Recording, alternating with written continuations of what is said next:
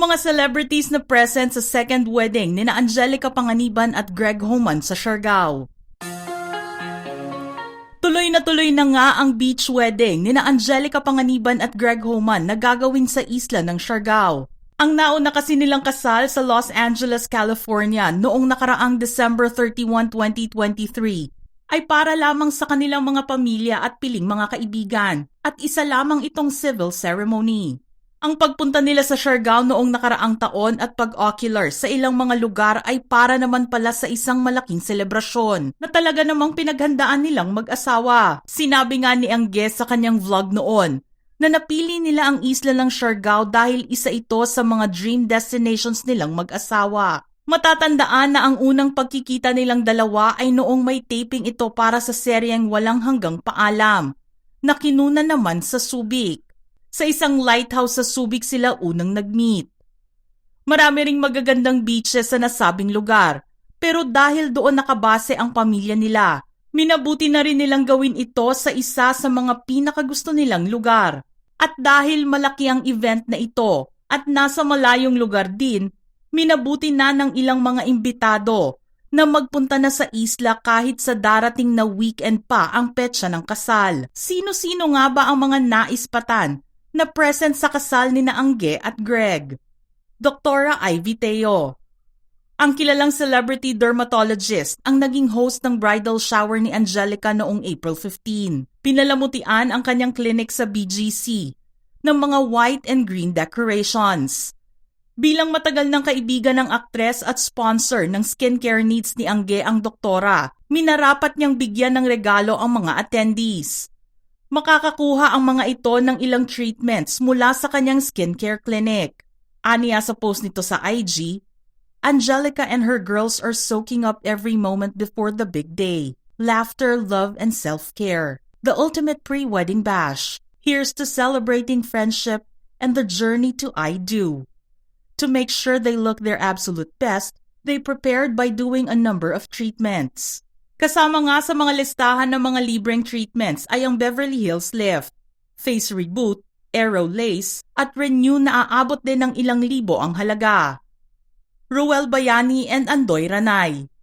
Ang ABS-CBN International Production Head na si Ruel Bayani naman ay nakasama na ni Angelica sa ilang mga proyekto niya noon sa network. Malaki ang naitulong ni Ruel Bayani sa kanyang karera, kaya naman iniingatan nito ang kanilang nabuong friendship. Sino rin ba naman kasi ang mag-aakala na magkakaroon ng espesyal na parte sa buhay ng aktres, ang isang bossing na ngayon ng pinagtatrabaho ang istasyon. Bibihira lang makita ang ganoong klaseng relasyon, pero nagawa nilang bigyang halaga ang pinagsamahan nila noon. Gayon din naman kay Direk Andoy, na ilang proyekto na ang pinagsaluhan nilang dalawa ni Angge. Minsan na nga rin silang nag-double date noon kasama ang love of their lives. Sinasabi ring friendship goals ang nakikita nila kina Direk Andoy at Angge, na nasubukan na ng panahon ang tibay ng kanilang samahan.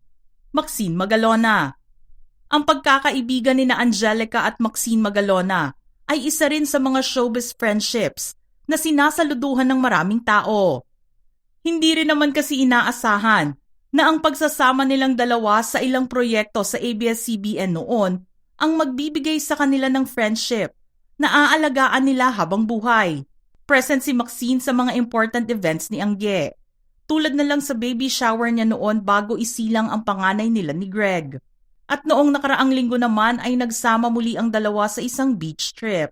Nag-post ng ilang litrato si Maxine sa IG at ipinakita ang bonding nilang dalawa sa San Antonio, Zambales. Very much needed break nga ang paglalarawan nila dito.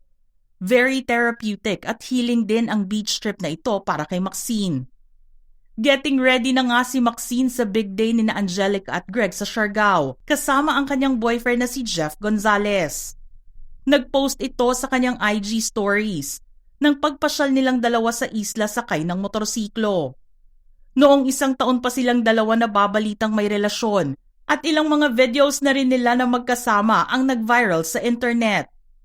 Cherry Pie Picache. Isa si Cherry Pie sa mga naging instrumento para magkakilala sina Angge at Greg, kundi dahil sa pagpupumilit niya sa aktres para kilalanin ang lalaking sa tingin niya ay nababagay para sa kanya. Hindi sila magkakatuluyan ni Greg. Wala sanang kasalan na magaganap at wala ring bin na isisilang. Pero dahil nakinig si Angge kay Cherry Pie at pinagbigyan muli ang kanyang puso na umibig, nagkaroon ngayon ng kulay ang kanyang love life. Kaya naman malaki ang pasasalamat ni Angge sa kaibigan na nangulit para muling buksan ang kanyang puso. Glyza De Castro. Ang isa sa mga matalik na kaibigan ni Angge na si Glyza, ang kinuha niyang matron of honor. Matagal na nga ang friendship nilang dalawa na hindi naman inakalang naalagaan nila kahit nagtatrabaho sila sa magkaibang istasyon noon. Ang pagsasama nila sa teen-oriented TV series na Berks noong 2002 hanggang 2004 ang nagbigay sa kanila ng isang pagkakaibigan na panghabang buhay pala nilang iingatan. Matatandaan na isang makahulugang mensahe ang iniwan naman ni Angelica sa kanyang IG post para sa nakaraang kaarawan ni Glyza. Inilarawan niya kasi na pinakamasarap na maging kaibigan ang aktres dahil pinaka-game ito sa puyatan at kahit na anong oras ay handa itong magpunta kung nasaan ka man. Pinakamasarap din siyang kasama sa sound trip at kakantahin ang mga kanta ni Dua Lipa. Masarap din siyang kasama sa biyahe dahil kahit mawala ang maleta niya, chill pa rin ito. Nabanggit din niya na si Glyza ang pinaka-rockstar na ninang ni Bean dahil bubuhatin niya ang bata para lang makakain muna si Angge. Bella Padilla and Kim Chiu. Siyempre naman hindi mawawala ang dalawa pang kaibigan ni Angelica na bubuo sa ang Becky Squad. Hindi maaaring hindi dumalo sina Bella Padilla at Kim Chiu sa espesyal na araw ng kanilang pinakamamahal na kaibigan. Sobrang tried and tested na rin ang pagkakaibigan ng tatlo sa loob ng maraming taon. Minsan ngang nagbiro si Angelica at sinabi kung anong mangyayari sa kanila kung sakaling mag-away-away silang tatlo, marami pa man din na silang followers. Kasama naman ni Bella na dadalo sa kasal ni na Angelica at Greg ang boyfriend nitong si Norman Bay, na umuwi sa Pilipinas para lang sa kasal ng mga kaibigan. Solo namang umattend si Kim, pero kahit wala itong date na kasama, makikita naman na nag-e-enjoy ito para sa nalalapit na pagpapakasal muli ng kaibigan. Nagsimula ang kanilang unexpected friendship noong gabi na nagkita sila sa isang party. Magkakaiba man ang mga ugali nila, na-realize na lang nila bigla na masaya sila kapag magkakasama.